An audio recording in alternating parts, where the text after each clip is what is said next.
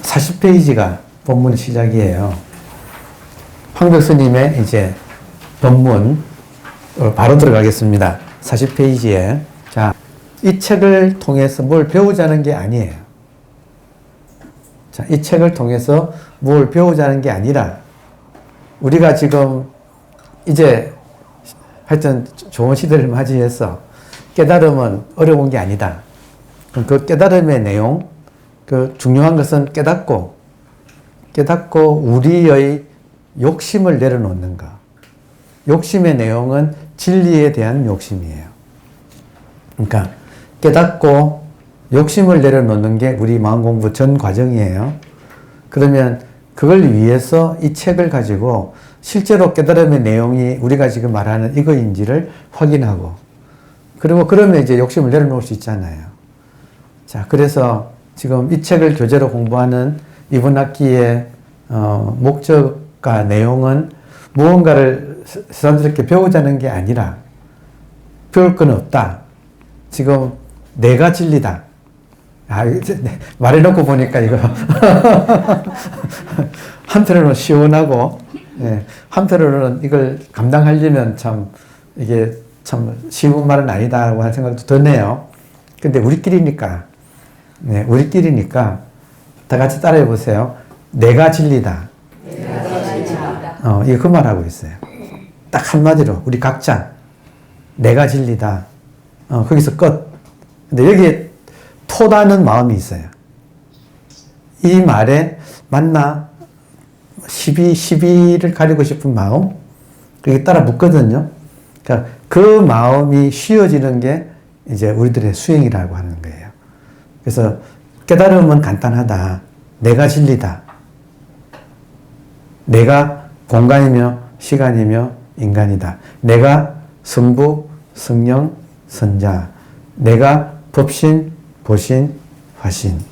왜냐하면 나밖에 없기 때문에 그래요. 다시 말해서 내가 없으면, 그러니까 여러분 없으면 우주가 없는 거예요. 저 밖에 낙엽 지는 게 여러분이 있으니까 낙엽이 지는 거예요. 여러분이 없으면 낙엽 지는 것이 이루어지지가 않아요. 그렇지 않나요? 나 없으면 지금 우주 없어요. 실제로 그래요. 근데 그 나라고 하는 기존의 째째한 기마무기가 아니고 전 공간이면서 전 공간에 다 꽉 차게 흐르는 시간이면서 그 안을 또 꽉 채우고 있는 삼라만상. 이 전체가 다 한 개 나라고 하는 거예요. 그러니까 그게 지금 최종적인 존재의 실상이고 그게 진리예요. 그래서 내가 진리예요. 한마디로. 그러면 그 말을 황벽스님은 뭐라고 했는가? 이걸 읽어보자 이거예요. 그러니까 지금 방금 우리가 한 말이 맞나 틀리나를 대조해보자고 하는 것이 공부의 목적이에요. 오케이? 네, 따로 배울 건 없어요. 확인하는 작업이에요. 자, 40페이지 처음에 황벽스님이 배휴에게 말씀하셨다. 황벽스님이 배휴 거사에게 말씀하셨다.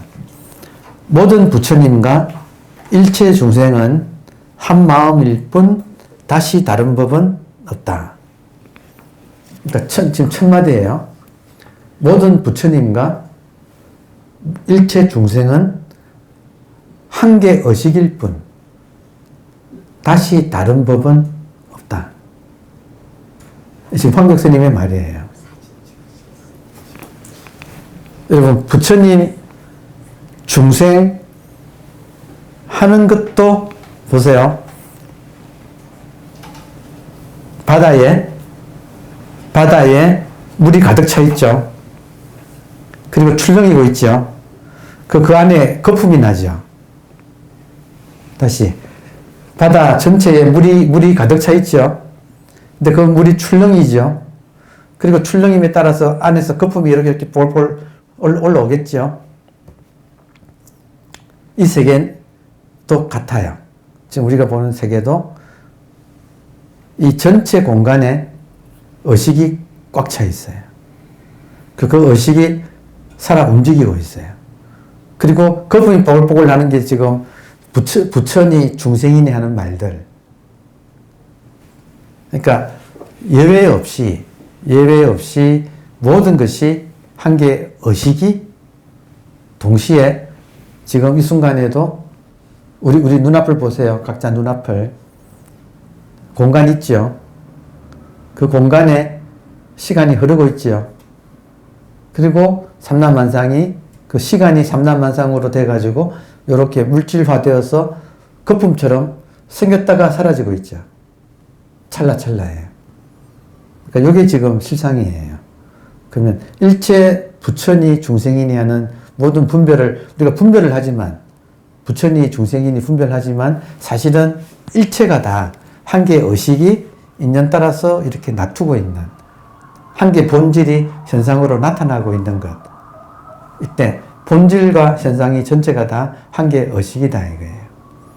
그러니까 지금 여기에 모든 부처님과 일체 중생은 한 마음은 우리식으로 번역하면 한 개의 의식. 한 개의 의식일 뿐 다시 다른 법은 없다. 그러니까 이 말을 이제 우리가 소화하는 게 공부예요. 다시 소화한다는 말 이해하시겠어요? 지금은 간땡이가 작아가지고 이 한 개의 의식이 나라는 거. 이것이 지금 나 따로 있고 지금 한 개의 의식을 따로 두고 아마 여러분은 지금 이 말을 받아들일지 몰라. 지금 한번 돌이켜 보세요. 지금 이 문장에서 일체가 다 의식이다 이 말이잖아요. 그러면 일체가 다 의식인데 일체가 의식인 사실하고 나하고는 좀 뭔가가 따로 있는 듯한 느낌이 있을 수가 있다. 우리 각자한테. 오케이? 있을 수 있어요? 이게 정상이에요. 왜냐하면 항상 나는 괄호 속에 넣어가지고 예외로도 다시 다른 건 없고 일체가 다 한 개의 의식이 나타난 것이다 하는 이 말에 나만은 딱 이렇게 해가지고 예외로 두고 이걸 받아들인다 이 말이에요. 이해되세요? 그럼 어떻게 되느냐면 이 진리를 이해를 하게 돼요. 이해를 하게 되면 이 진리가 아르마리가 돼요. 그럼 아르마리라는 건 뭐냐면 나는 속 뺐다 이 말이에요. 나는 속 뺐다. 자, 그런데 이 나를 포함시키기 위해서 하나의 중요한 지금 우리 수업이 강단 교육이라면 지금 이 말을 우리 각자가 나는 빼고 일체가 다 의식입니다 하고 이게 진리입니다라고 말을 하고 진리를 이해하고 넘어갈 거예요. 강단 교육이라면. 근데 지금 우리는 강단 교육이 아니에요. 이것이 지금 내한테 실감이 와야 되는 거예요. 실감이 안 오면 다음 문장으로 못 넘어가. 자, 그러면 실감해보자. 이거 어렵지 않다. 실감해보자. 지금 이 순간 깨어 있어요? 맞아요? 깨어 있는 게 의식이에요. 그죠? 자, 제가 지금 다시 한번 물으면 여러분 큰 소리 답을 해보세요. 지금 깨어 있습니까? 네. 이해한 게 뭐예요? 지금 알겠습니까? 이해한 거예요. 이해한 거. 이해한 것이 있어요, 없어요? 있죠. 그 이해한 그 의식이 문제는 몸속에만 있지 않아요. 그래서 황벽 스님도 지금 한 개 일체가 다 한 개의 의식 안의 일이다. 왜 조금 더 쉽게 이해하기 위해서 일체가 지금 우리가 경험하는 일체가 자기 의식 속의 일이다. 는 것을 설명하기 위해서 그 뒤에 덧붙였어요. 이 말로 안 끝나고 이 한 문장으로 안 끝나고 배휴가 못 알아들을까 봐. 왜냐하면 배휴는 아직까지 완전히는 못 깨달은 사람이에요. 눈치는 챘고 아직 완전히 소화는 못한 사람이에요. 배휴가. 그래서 배우한테 뒤에 덧붙여요. 자, 첫 문장은 일체가 내 의식 안의 일이다. 여러분 따라오십니까? 이거 어렵지 않죠? 여러분 의식이 있어요? 의식을 느껴야 돼. 의식을 한번 여러분 그게 필요해요. 아, 이게 의식이구나 하는 게 필요해. 다시. 지금 깨어 계시죠? 네. 깨어 있다는 느낌이 있죠? 그리고 눈앞이 이렇게, 이게 펼쳐져 있잖아요. 그러면 지금 이렇게 보고 듣고 하는 이것이 나의 의식이구나 하는 그게 필요해. 의식을 느껴요? 지금 이렇게 살아있다는 나의 의식을 여러분 한마디로 지금 여러분 앉아있는 거기에 몸은 있죠? 맞아요? 네. 몸 있죠? 네. 몸만 있어요? 뭐가 있죠? 몸 아닌 무언가가 있죠? 이걸 어떻게 보여줘? 보여줄 수는 없는데 몸만 있는 게 아니라 몸을 움직이고 있는 덜썩덜썩하는 이 뭔가가 좀 환한 약간 느낌이 이렇게 스스로 밝은 느낌? 이게 몸 아닌 게 있잖아요. 아, 이거구나 하고 알아들으셔야 돼요. 그러니까 우리 수업이 좋은 거는 여러분께서 이 지금 각자 집을 떠나서 이 진주에서 오신 또 우리 노부부도 계시고 한데 일부러 찾아오신 이유가 이 말 듣기 위해서 찾아온 거예요. 뭐냐면 같은 말이라도 직접 이렇게 대면하면서 들으면 또 훨씬 실감이 나요. 지금 깨어 계시죠? 몸이 있지요? 여러분 전체가 다 자기 몸 느껴보세요. 몸이 있어요? 네. 네. 몸이 있다는 걸 느끼는 게 몸이에요? 아니면 의식이에요? 의식이죠. 의식이 있어요? 없어요? 의식 나갔어요? 의식 있죠? 이거 느끼는 게 중요하다 이거예요. 그러면 한 말씀만 더 물어봅시다. 알고 보면 지금 몇십 년 사셨는데 매 순간순간 이 의식이 없었던 데가 있나요? 그죠? 신기하지 않나요? 의식이 이렇게 있고 이 의식이 없었던 데가 한 번도 없었죠? 항상 있었죠? 그래서 진리라고요. 항상 있으니까 진여라고 부릅니다. 진짜고 여. 항상 있다. 같다. 같고 같다. 아니, 최근에 제가 교토를 다녀왔는데 교토에서 정말 마음에 드는 다실을 봤어요. 차실. 근데 그 다실 이름이 여암이더라고. 같을 여자에 암자 함자. 여암이더라고요. 알고 봤더니 그 다실 지은 사람이 자기 부포가 여암이더라고요. 같고 같은 거. 지금 이 깨어있는 우리들의 의식은 같고 같다. 오케이? 그래서 자기가 의식이라는 말을 여라고 불렀다 이거예요. 그래서 암은 이제 자기 몸을 암자로 삼고 여암 같고 같은 것이 지금 기거하는 암자. 여러분 멋지지 않나요? 그러니까 다시를 지으면서 그 다시 단호를 현판을 여암이라고 딱. 근데 보자마자 알겠어, 그죠? 너도 여암이네. 그러니까 통해. 이심전심으로 통해. 당신도 자기가 연 줄 아네? 그 여암, 같을 여자. 그러니까 지금 뭐가 여인가? 여러분, 뭐가 여예요? 지금 깨어있는 이것이 변한 적이 없어. 항상 같아. 항상 자기 동일성을 유지해. 법신이다 이거예요. 이게 변하지 않는다. 그러니까 지금 모든 부처님과 일체 중생은 변하지 않는 이것이다 이거예요. 부처건 중생이건 상관없이 살아있다고 하는 모든 살아있는 존재는 의식이다 이거예요. 여러분도 의식이죠? 그러니까 의식의 발견이 중요해요. 의식의 발견. 그러니까 의식의 지금 황벽스님 같은 경우는 자기가 여암이란 거 아는 사람이잖아요. 그러니까 딱 법문할 때 일체 부처님과 중생, 다시 말해서 부처만 그런 게 아니고 깨닫고 나면 일체 중생도 모를 뿐이지 자기는 의식이라는 거예요.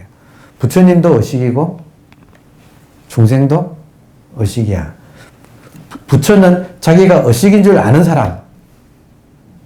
중생은 자기가 의식이면서도 의식인 줄 모르고 아무개로 자기를 알고 사는 사람을 중생이라고 한다. 이해되나요? 그러나 알고 나면 부처건 중생이건 모두 의식이다. 오케이? 다른 건 없다. 이게 지금 첫 마디예요. 황벽 스님의 법문의 첫 마디. 부처건 중생이건 그냥 의식이다. 다른 건 없다. 여기서 게임이 끝나지 않나요? 만약에 우리가 정말로 이 문제를 정말로 받아들인다면 오케이, 책 덮고 더 이상 볼 거 없어 하고 책거리 책거리 합시다 하고 부처건 중생이건 그냥 다 의식이지 다른 건 없다 이 말이잖아요. 더 번역을 이렇게 했으면 더 좋았겠네. 제가 번역했거든요. 번역할 때 잠만 말고 부처건 중생이건 다 의식이고 그냥 다른 건 없어. 지금 이 말이죠. 그죠? 시원하지 않나요? 여러분도 부처 아니면 중생이죠. 그럼 여러분도 자기가 의식이죠. 근데 이 공부를 왜 하는가? 이거 확인하려고. 나머지는 군더더기지만 계속 확인하면서 나의 정체성이 아무개로 살다가 이 의식으로 사는 삶으로 옮겨가는가. 이해되세요? 옮겨가는 건 안 쉬워요. 왜냐하면 아무개로 살던 습관이 굉장히 깊이 박혀 있어서 이걸 바꾸기는 시간이 필요해요. 그래서 우리 공부를 하는 거예요. 자, 그러면 한 개 의식이다 해놓고 이제 못 알아들을까봐 군더더기 붙이는 거 보세요. 이 의식은 무시 이래로, 무시는 없을 무자의 시작 시자거든요. 시작이 없을 때부터 이 말이에요. 시작은 모르잖아요, 우리가. 모르니까 그냥 무시라고 시작이 없는 그때부터. 자, 이 의식은 처음부터 일찍이 생긴 적도 없다. 여러분, 한번 보세요. 자기 의식 한번 보세요. 지금 깨어있죠? 모양이 있어요, 없어요? 모양 없으니까, 모양이 있으면 이게 언젠가는 생겼을 텐데, 모양이 없으니까 이것을 언제 생긴지도 몰라. 자, 이 말은 무서운 말이에요. 무슨 말이냐면, 의식은 현상이 아니고 본질이란 말이에요. 현상은 반드시 생긴 때가 있어. 따라서 또 사라질 때도 있어요. 현상은, 다시 말하면, 시간의 지배를 받아. 근데 의식은 시간의 지배를 받지를 않아요. 왜냐하면 의식이 움직인 게 시간이니까. 다시 말하면 시간보다도 의식이 먼저예요. 시간보다 의식이 먼저예요. 의식이 움직이는 게 시간이니까. 그러니까 지금 일찍이 생긴 적이 없다. 이런 말을 제가 여러분 오늘의 주제는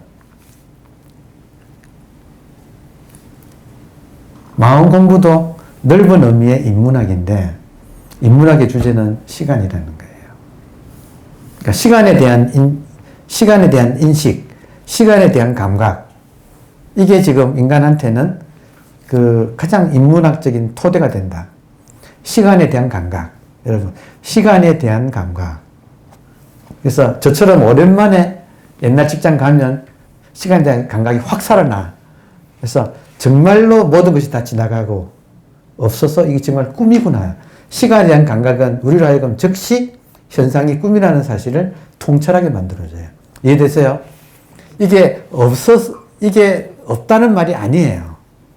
죽비가 없다는 말이 아니에요. 있긴 있는데 시간 속에 있다 이 말이에요.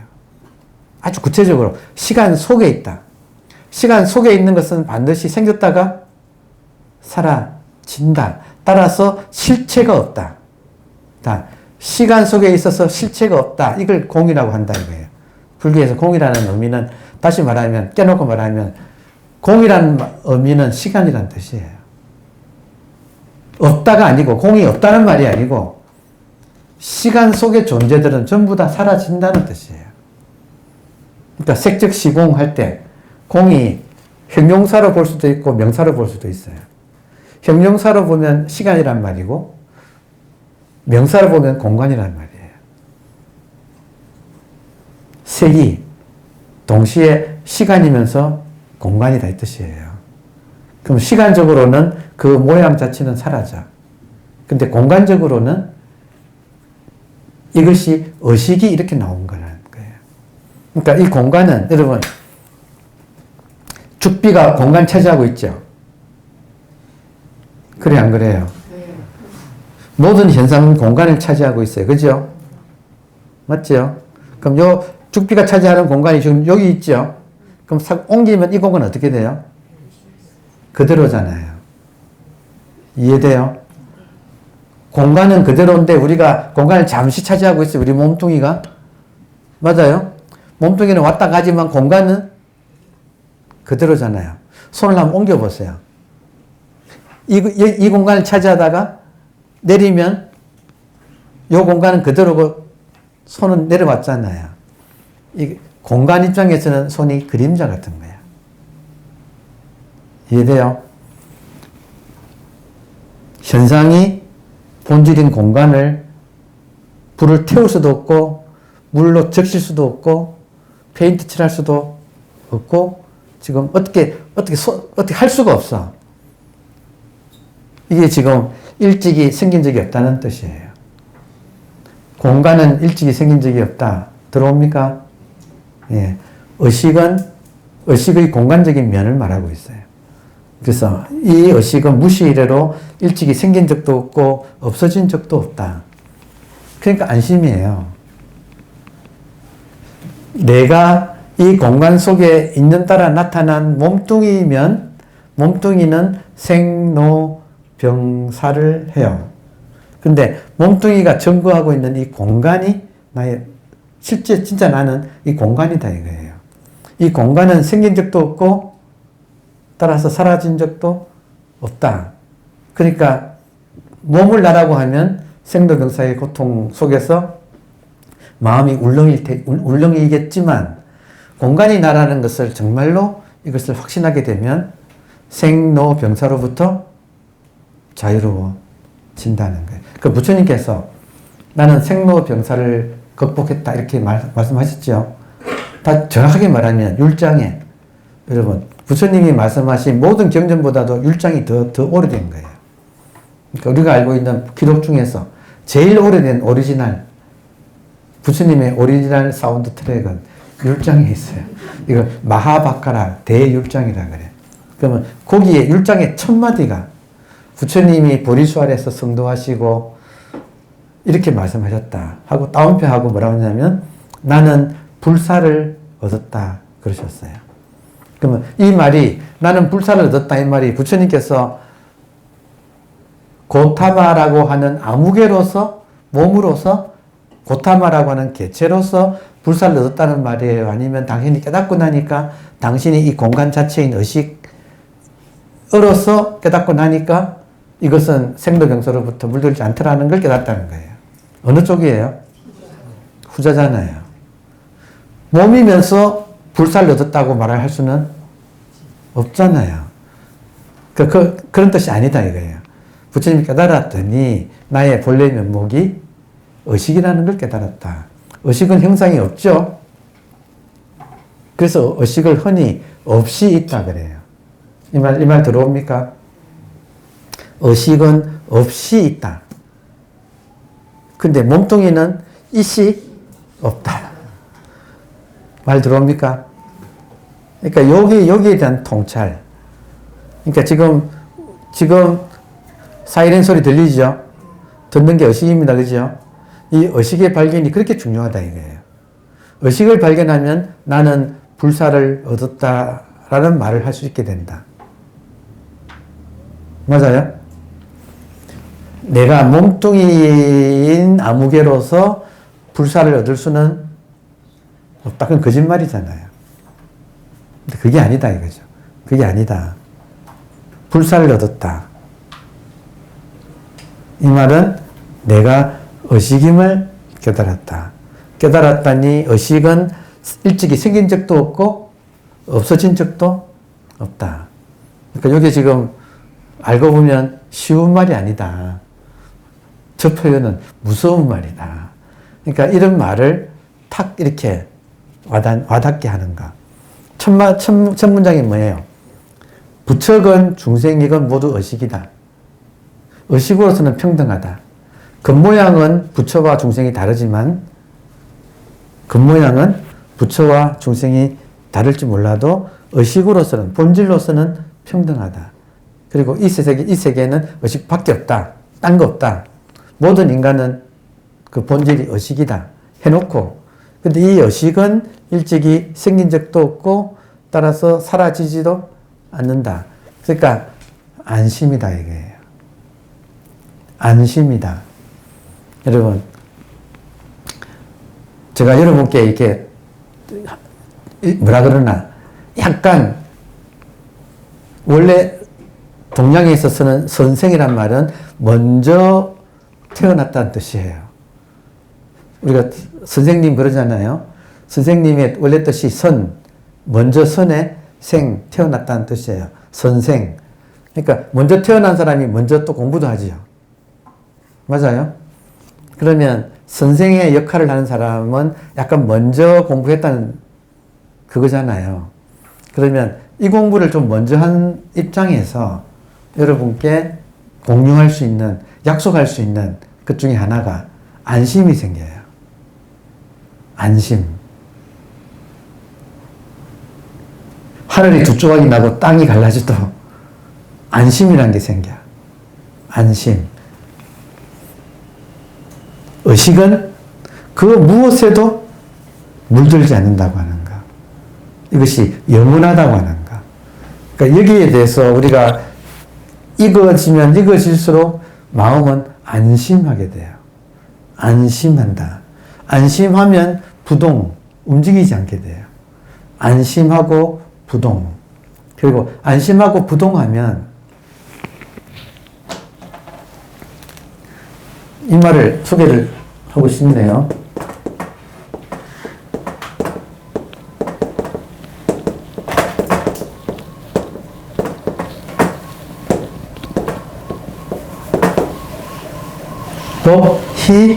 법희선락. 우리 공부가 이번에 제가 영평사를 갔거든요. 다녀왔거든요. 영평사 바로 지난주에 일본에 참선하는 800년 동안 참선한 도량 영평사를 다녀왔어요. 그 중에서 이렇게 정말 800년 전통을 지닌 건축물이 그대로 남아있더라고요. 그리고 그 영역은 일반인들은 손을 안 대고 스님들이 스스로 청소하고 관리하고 가꾸고 오로지 스님들이 그걸 관리를 하고 있더라고요. 그러면서 이제 제가 가니까 저를 한 스님이 소개를 하면서 쭉 여기는 어떤 곳이고 어떤 곳이고 하면서 쭉 소개하는데 그 중에 참선하는 것 그 입구에 법희선락 이 글자가 딱 적혀 있어요. 이것은 진리의 기쁨, 법희, 진리의 기쁨, 참선의 즐거움, 진리의 기쁨, 참선의 즐거움. 그러니까 이런 글자를 알았지만 실제로 현장에서 이거를 딱 볼 때는 굉장히 큰 감흥이 있어요. 굉장히 큰 감동이 있더라고요. 지금 나는 의식이고 의식은 일찍이 태어난 적도 없고 따라서 사라지지도 않는다. 그 자각이 딱 오면 내 마음이 안심이 되고 그리고 움직이지 않게 되고 움직이지 않는 내 마음을 그걸 진리의 기쁨 그리고 참선의 즐거움이라고. 다시 말하면 그 가람에 실제 일은 막 청소도 하고 막 또 날씨가 추웠어요. 춥더라고. 추운데 스님들이 전부 맨발로 양말 신는 사람이 한 명도 없어. 다 맨발로 살더라고요. 그러니까 그런 어떤 환경은 좀 혹독하지만 거기 사는 사람들의 마음 상태의 기본이 법, 희, 설락이 다 깔려있는 게 보이더라고요. 이 말은 이 세상을 살아가면서 그 어떤 즐거움보다도 내 마음이 의식이라는 것을 깨닫고 그리고 이 의식은 태어나지도 죽지도 않는다고 하는 이 사실을 내가 익숙해질수록 내 마음은 편안해지고 안심이 되고 이제 이 경계에 흔들리지 않는 부동심이 갖춰지는데 그것의 이름이 법희 설락, 법의 기쁨과 참선의 즐거움. 그리고 이게 밖에 있는 문의 현판이고 딱 들어가면 안에 있는 문에는 이것저것 딱 현판으로. 그러니까 스님들이 매일 출입하는 거기, 스님들이 사는 곳, 그 현판이 법희 설락과 왕삼매예요. 왕삼매라는 말은 움직이지 않는 법희 설락의 마음, 그게 삼매 상태의 우리 인간의 마음이에요. 그것이 왕이다 이거예요.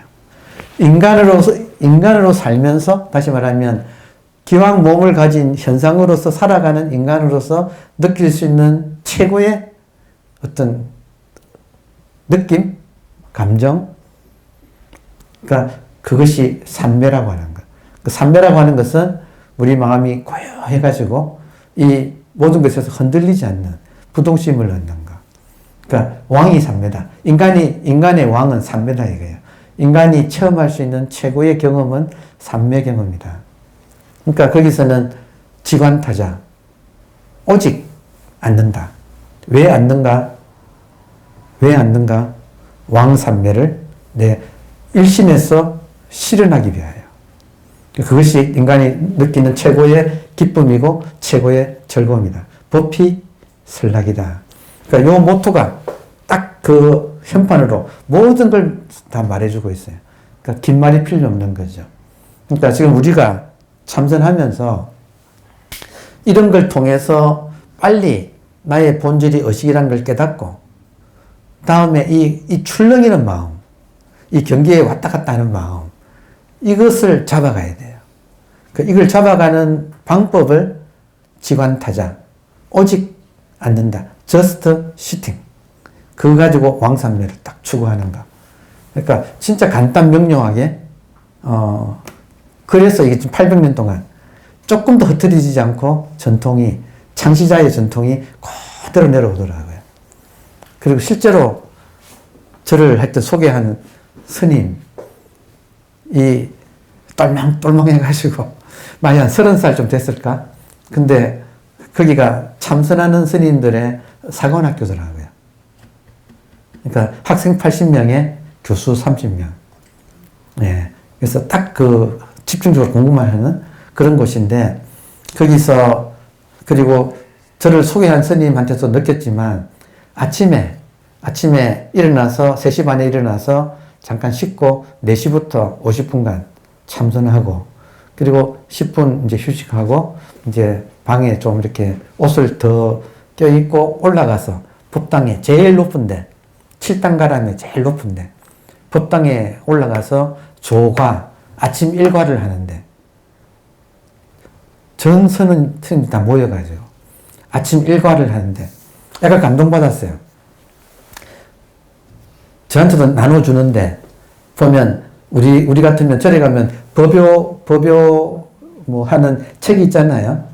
그걸 이렇게 아주 핵심만 딱 해서 나눠주는데, 그걸 딱 첫 페이지를 펴니까 참동계예요. 참동계는 육조스님의 제자, 청원행사.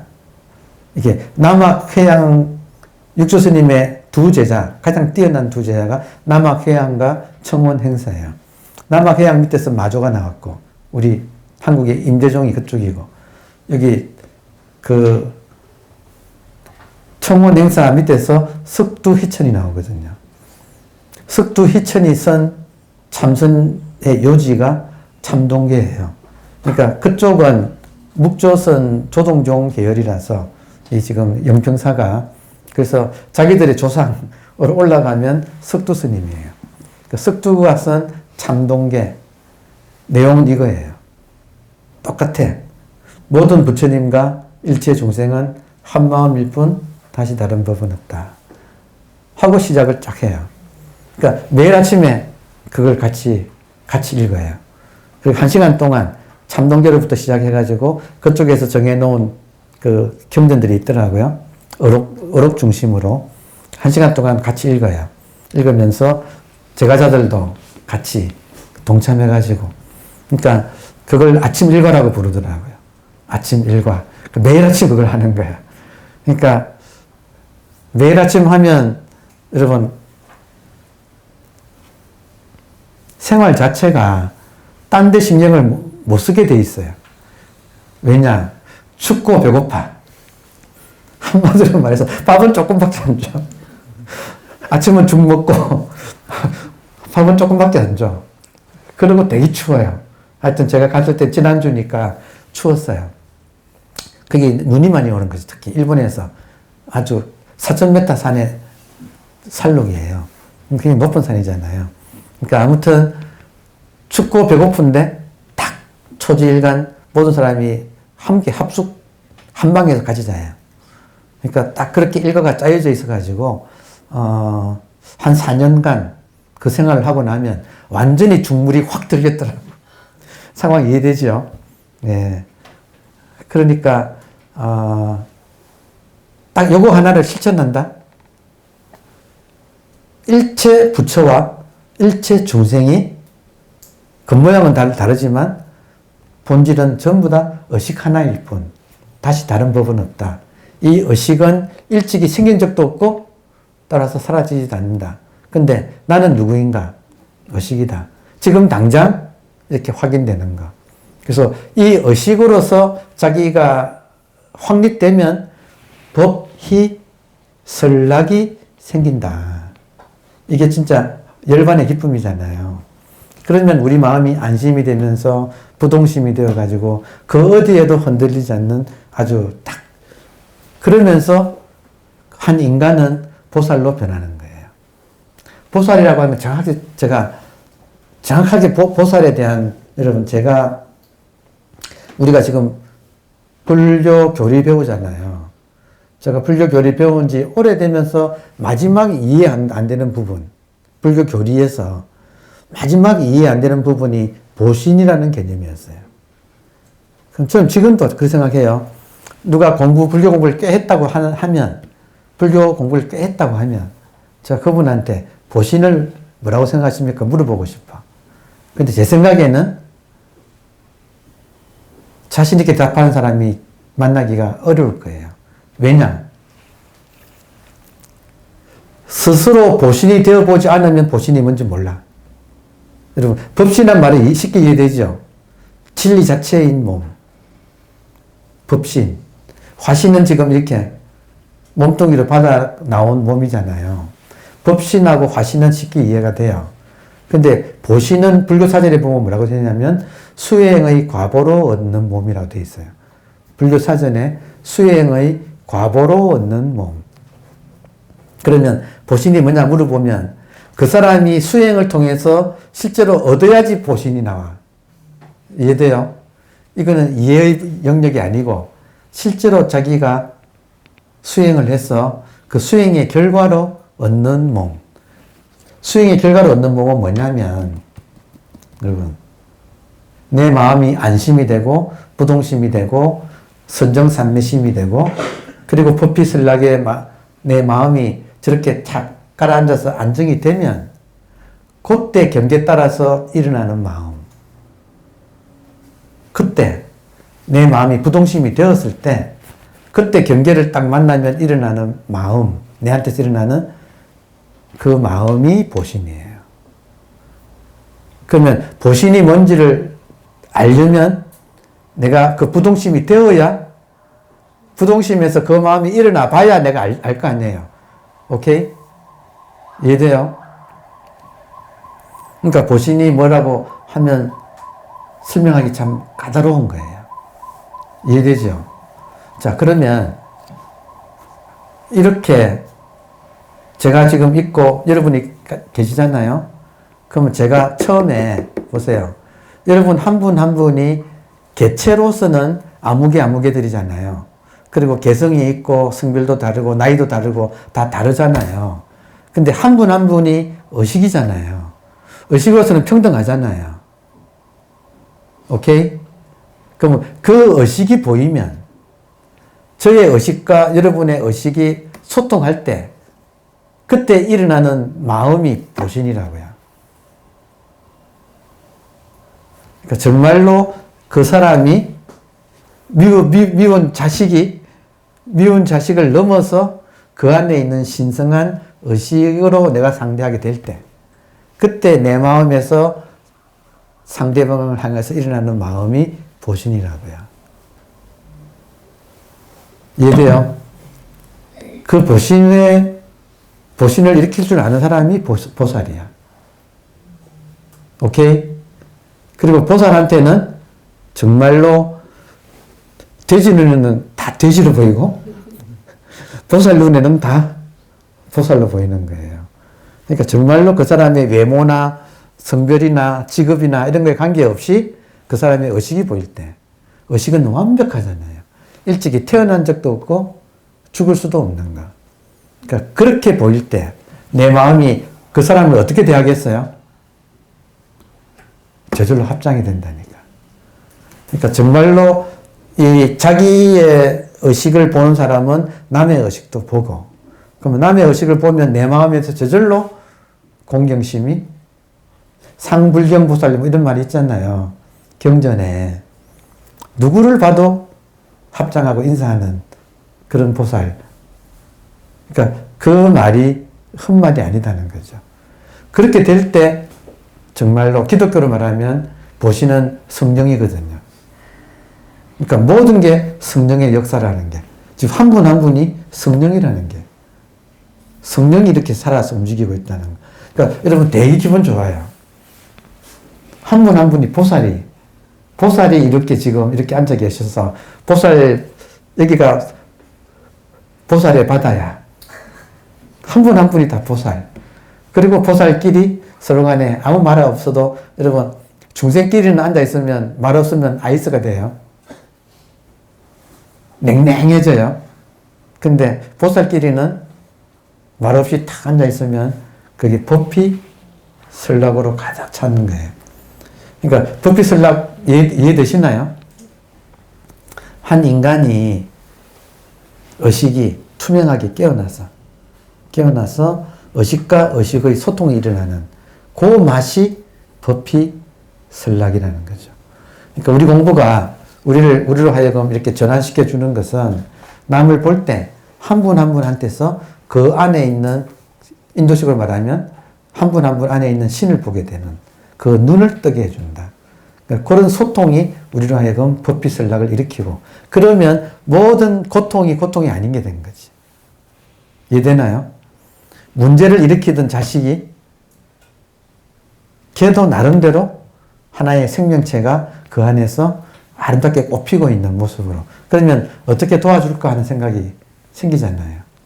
그럼 부모로서 지혜롭게 그 자식을 도와주는, 그러니까 무조건 오냐오냐가 아니고 정말로 그 생명이 온전하게 꽃피기 위해서는 지혜가 생겨서, 이때 나오는 지혜를 문수보살이라고 해. 그러니까 이런 관계에서 법피설락에서 일어나는 지혜를 문수보살이라고 해요.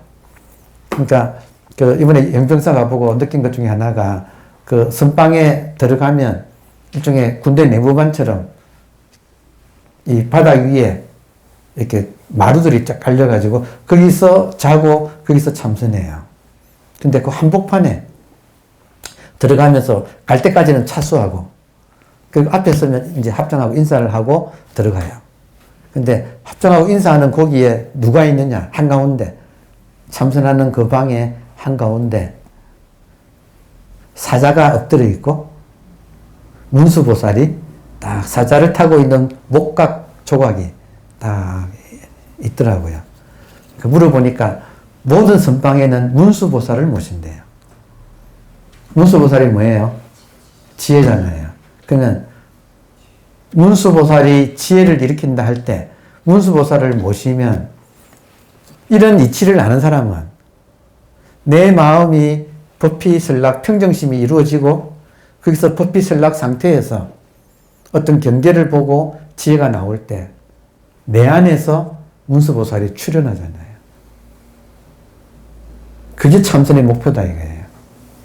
그러니까 그냥 우리가 일반적으로 알 수 있는 사자를 타고 있는 문수보살이 그냥 문수보살인갑다가 아니고 그것이 아주 구체적으로 내 마음 하나가 의식으로 열려가지고 모든 사람 안에서 의식을 보고 의식과 의식이 소통하면서 내한테서 일어나는 것이 전부 지혜다 이거예요.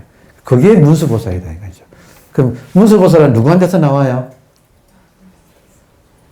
내가 의식으로서 바로 깨어나면 내한테서 일어나는 마음이 문수보살이고 내한테서 일어나는 천수천안이 그게 관세음보살이고 그러니까 불모 보살의 어머니 누구예요?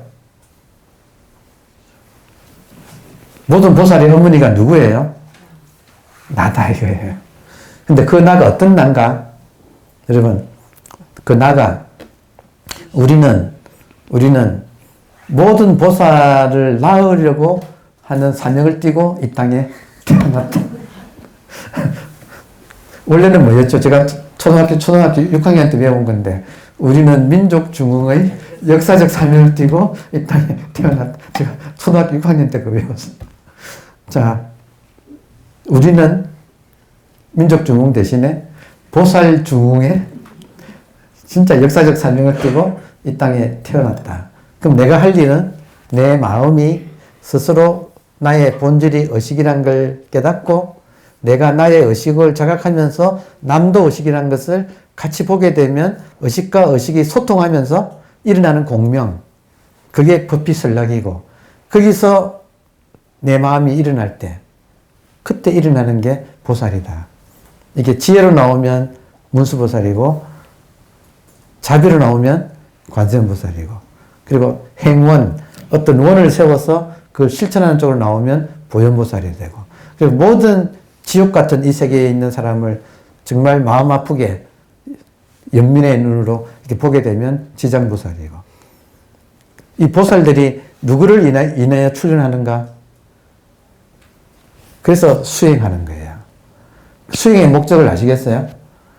수행의 목적으로 얻은 몸이 그러니까 수행의 결과로 얻은 몸이 보신이다. 이게 불교 사전 찾아보세요. 오늘 전부 나중에 스마트폰으로 검색해 보세요. 보신. 보신의 뜻은 수행의 결과로 얻는 몸. 그러면 내가 수행을 해서 의식으로서 깨어날 때, 법피설락을 내가 느낄 때, 왕산매를 내가 느낄 때, 그때 내 마음에서 나는 고요한데 경계를 대하면 마음이 일어나는 거. 그게 보살이다 이거예요. 그 보살 행을 하는 게 지금 우리들의 목적이에요. 그러니까 지금 공부가 그쪽으로 딱 이렇게 기결이 되면서 공부가 그러면 여러분 우리는 보살중흥의 역사적 사명을 띠고 이 땅에 태어났다 그러면 뭔가가 일거수일투족이 지향점이 생기지 않나요? 그게 이제 원력이 생기는 거예요. 그럼 나의 원력은 우리들의 원력은 보살행을 하자는 거죠. 보살행을 하려면 실제로 보살이 나와야 되는데 여러분 보살이 누구를 통해서 나오는가? 나를 통해서. 그럼 보살이 나를 통해서 나오려면 내 마음이 평정심, 안심, 평정심, 부동심, 법피설락, 삼매심, 선정삼매의 마음, 무심이라고 하는 거죠. 보통 말하는 무심. 무심일 때 그 무심에서 한 마음이 일어나면 평상심이라 하잖아요. 그게 보살이다 이거예요. 무심에서 일어나는 한 마음, 그게 평상심인데 그걸 보살이라고 한다. 그러면 아주 구체적으로 우리는 지금 목표가 생기잖아요. 일거수일투족에서 내 마음에서 보살이 출현하도록. 여러분, 난 실제로 관념으로서의 관세음보살, 문수보살이 존재하나요? 관념으로서는 존재하지 않아요. 그럼 실제로 존재하는 것은 사실은 지금 제가 말하고 여러분이 들으면서 한 번도 졸지 않고 지금 소통을 잘하고 있거든. 여기에 지금 문수보살이 출연하고 있는 거예요. 여러분의 마음이 문수보살이고 저의 마음이 문수보살이고 문수보살끼리 지금 서로 간에 이 진짜 아름다운 불국토가 펼쳐지고 있는 현장이다 이거예요. 제가 그래서 그랬는지 제가 오늘은 하여튼 옛 인연을 가서 만나니까 제가 학생 때 여러분처럼 앉아가지고 그 자리에 앉아가지고 그때 선생님이 이렇게 말씀하실 때 항상 그분의 주제는 삼위일체였어요. 항상 그분의 주제는 하나, 둘, 셋이 하나인가. 항상 그걸 가지고 말씀하셨거든. 그러니까 지금 그때는 이해는 다 못했죠. 그렇지만 돌아보면 너무나 그때 내 마음이 편안하고 그것도 하나 된 느낌. 다시 말하면 망상은 다 떨어지고 오롯하게 깨어가지고 지금 각성 상태를 나누고 있는 느낌. 그게 인생에서 가장 저는 좋았거든요. 그러니까 지금이 그 시간이다 이거예요. 그 시간이다 이거예요. 여러분이 지금 비싼 돈 내고 지금 이렇게 귀한 시간 내가지고 이렇게 오신 이유는 이거 나누자고. 그리고 이것이 우리 몸에 익어질 때 법피 설락이 몸에 익어지고 그리고 결국에는 우리한테서 이게 나온다 이거예요. 무심에서. 그리고 이 황벽 스님의 가르침은 직하무심이 그러니까 제일 핵심이에요. 황벽 스님 이제 곧 나올 거예요. 곧 나와. 직하무심. 직하무심은 뭐예요? 곧바로 평정심, 무심, 부동심, 선정, 삼매, 법피설락, 동의어들이죠.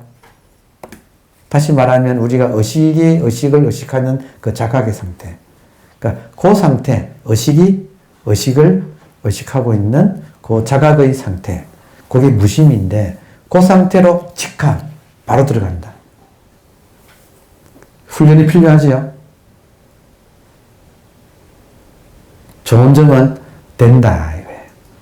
된다. 그러니까 황벽 스님 이런 분이 1300년을 우리가 뛰어넘어서 이런 분의 이 글을 읽는 이유는 직함무심이라는 말을 하는 사람은 자기가 되니까 이런 말을 해.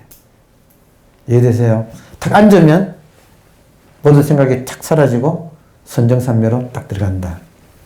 이거를 익히면 된다. 하루아침에는 안 된다. 익히면 된다. 그러니까 우리한테는 기본적인 폼은 무심이에요. 지금 직하무심. 이때 무심이란 말은 지금 평정심, 안심, 부동심, 다시 말하면 생각이 떨어지고 의식이 명료한 상태. 별거 아니에요. 알고 보면.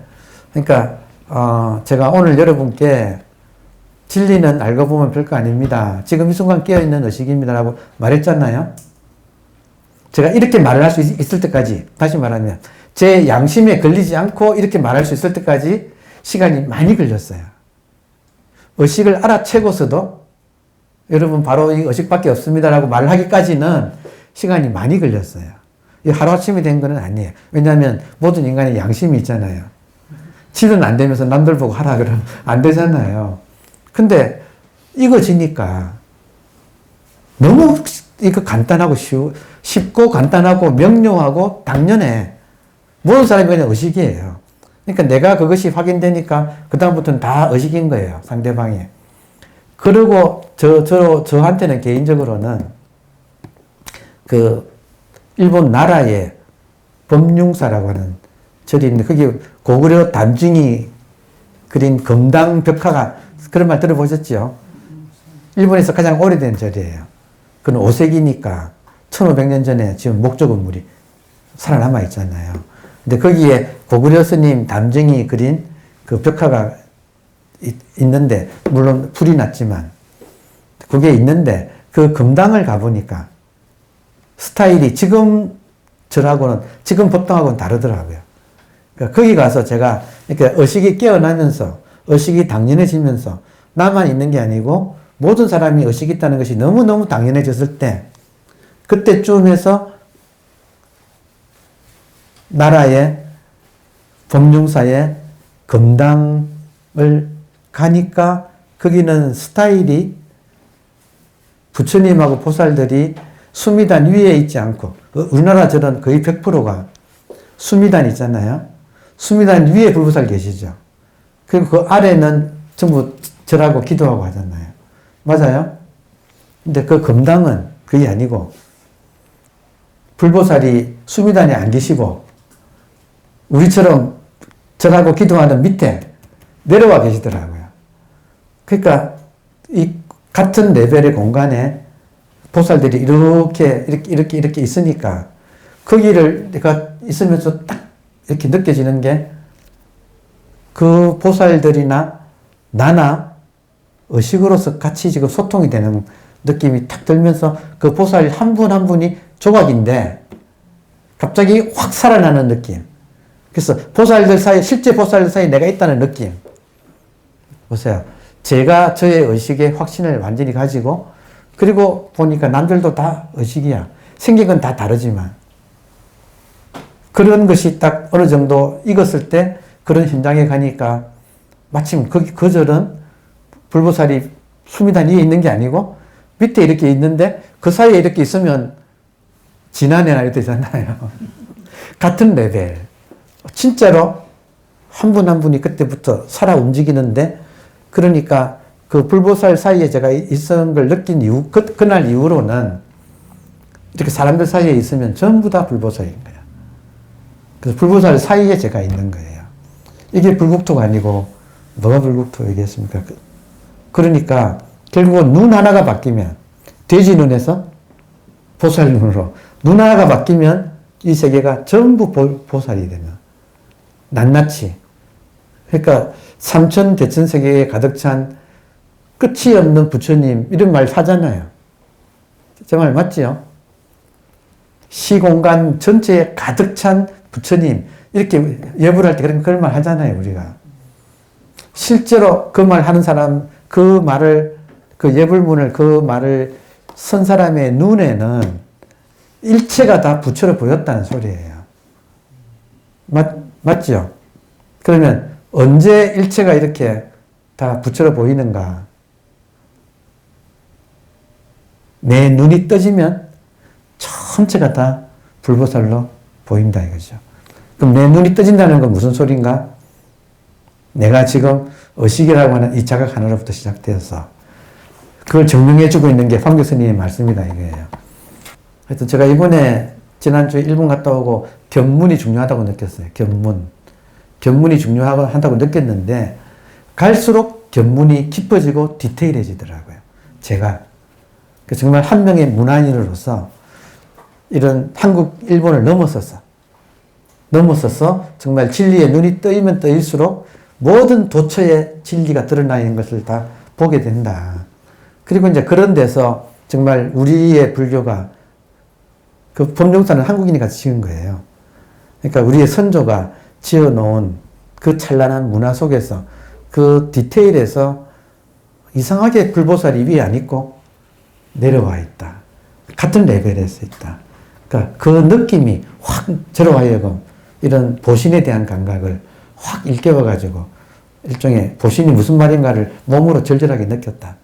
그리고 그 삼천원이라고 하는 절에 가면 그 아미타 당이 있거든요. 아미타 당에, 거기는 아미타 부처님은 여기 수미단 위에 계시는데, 그 여러분 대세지 보살이라고 계시죠. 그 아미타 불 좌우로 이제 한 분은 관세음보살이 계시고 한 분은 대세지보살이 계시는데, 관세음보살은 어머니를 상징하고 대세지보살은 아버지를 상징해서, 대세지보살은 굉장히 엄한 입장을 좀 가진 분이에요. 근데 그 아미타 당에는 우리가 이제 올라가면 아미타 부처님은 수미단에 계시는데 그 마루 끝나는 거기에 대세지보살이 어서와 이렇게 있어. 이렇게 그분은 수미단에 안 계시고 대세지보살께서 내려와가지고 계단 올라오는 우리를 하여금 이렇게 어서와 하고 이 무릎을 반쯤 구부리고 이렇게 안아주는 그런 자세로 되어 있어요. 그러니까 그렇게 만든 사람의 뜻이 읽히는 거예요. 이해되세요? 아미타불의 극락세계가 멀리 있는 게 아니고 우리 마음이 하나, 눈 하나가 떠지면 정말로 바로 옆에 사람이 대세지보살이라서 나를 이렇게 웰컴 투 극락 하면서 안아준다 이거예요. 그러니까 그거를 실감을 느낀다. 그러니까 그런 실감을 느꼈으니까 그렇게 조각을 해가지고 거기다가 딱 놔놨지. 그러니까 그런 것들이 우리가 이제 공부를 하면서 계속 눈이 떠지면서 우리 이제 어떤 정말 극락세계가 멀리 있는 게 아니라 바로 내 눈이 떠진 그곳이 극락이라고 하는 사실을 우리가 알게 되는 거죠. 자, 오늘은 여러분 다 책이 없어서 뭐 멀리 진도 나가는 것보다 지금 전신법의 첫 마디 뭐예요? 모든 부처님과 모든 중생은 다만 의식 하나일 뿐 다른 것은 없다. 여러분 한 분 한 분이 전부 다 의식이다. 이 말을 하는 이유는 황벽스님 눈에 그렇게 보인다는 거죠. 맞아요? 어떤 사람 눈에는 다 중생으로 보이겠죠. 중생 눈에는 다 중생으로 보일 거 아니에요. 근데 지금 황벽스님 눈에는 일체가 다 의식으로 보이고 다른 건 없다. 그러니까 이게 지금 황벽스님의 안목이라는 거예요. 그리고 이 의식은 일찍이 태어난 바도 없고 없어진 것도 없고 그 다음에 뭐 풀어지도 않고 누르지도 않고 하고 이제 부연 설명을 했어. 그러니까 이 말은 상대 세계를 좋다 나쁘다의 세계를 의식은 벗어나 있다. 현상계는 상대 세계지만 의식은 본질이라서 본질은 이걸 다 벗어나 있다. 지금 그 이야기가 나오는 거예요. 그러니까 다음 시간부터 여러분 책 다 가져오세요. 그러니까 다음 시간부터 다시 읽고 오늘은 지금 인트로덕션, 오리엔테이션을 하면서 그러니까 아주 간단한 거예요. 저는 그렇게 생각해요. 이제는 이게 새로 배울 건 없다. 다만 내가 누구인가를 깨달은 바를 확인할 뿐이다. 그러면 깨달았다 할 때 깨달음의 내용은 나는 의식. 의식은 세 가지 면을 가지고 있어. 크게 보면 본질이면서 현상이에요. 의식이 본질이면서 현상인데 본질은 공간이고 현상은 시간과 인간이에요. 그러니까 모든 지금 생멸하는 것들은 전부 그 재질이 시간이라는 거. 여러분 시간으로 만들어진 이 지금 모습이에요. 이 세계는. 자, 그래서 오늘의 이제 결론은 앞으로 10번 수업이에요, 우리가. 오늘 첫 시간이고, 앞으로 10번 할 거예요. 나머지 9일 동안 9번 똑같은 말의 반복이에요. 그러나 디테일이 깊어가요. 체결되어 있어요. 똑같은 건데, 주제는 같은데, 디테일이 깊어가. 여러분, 명품은 디테일이 달렸어요. 우리 공부가 익어가는 모습은 디테일이 달렸어. 그래서 같은 것도 이제는 달려 보이는 거. 볼 때마다 달리 보이는 거. 그게 나의 안목이에요. 그래서 이 세상을 여러분, 지금 뭐 전쟁도 있고 뭐 여러 가지가 있지만 이 세상은 진짜 아름다운 세상이에요. 내가 스스로 뒤집어져 가지고 발광하고 있는 거지. 지랄하고 있는 거지. 실제로는 이 세상은 너무나 아름다워요. 진선미가 완전히 하나 되어서 이루어지는 세상. 근데 나 혼자 지금 괜히 투덜거리고 있어. 그 투덜거리는 걸 거치는 게 공부예요. 그러려면 성숙해져야 돼요. 그러니까 우리 공부는 성숙해지는 공부예요. 여러분, 자기가 얼마나 내가 성숙한가는 자기가 자기 알지요? 자기가 자기 주제를 알지요? 그것이 내가 성숙해지는 게 이 공부예요. 그런데 무엇에 힘입어서 성숙해지는가? 내가 의식이라고 하는 이 깨달음에 힘입어서 우리가 성숙해지는 거예요. 그러니까 지금 깨달음을 확인하고 그리고 한편으로는 깨달음을 확인하고 다시 말하면 의식이라는 걸 확인하고 여러분 돌아보면 언제나 의식이에요. 여러분 언제나 어디서나 누구나 의식이에요. 확인해 보세요. 언제나 어디서나 누구나 의식이에요. 그러니까 이것을 확인하는 것이 한 축. 다른 한 축은 나의 지랄을 사랑해가지고 가라앉히는 거.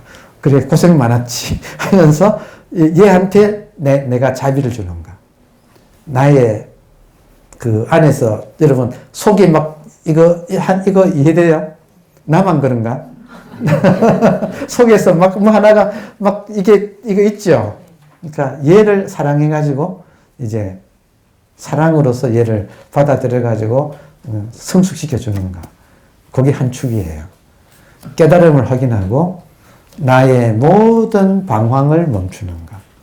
그러니까 요 두 개를 계속 디테일로 짚어가는 게 이 공부예요. 자, 계속 공부하겠습니다. 기대돼요. 저도 여러분하고 함께 기대돼요. 이 공부가. 감사합니다.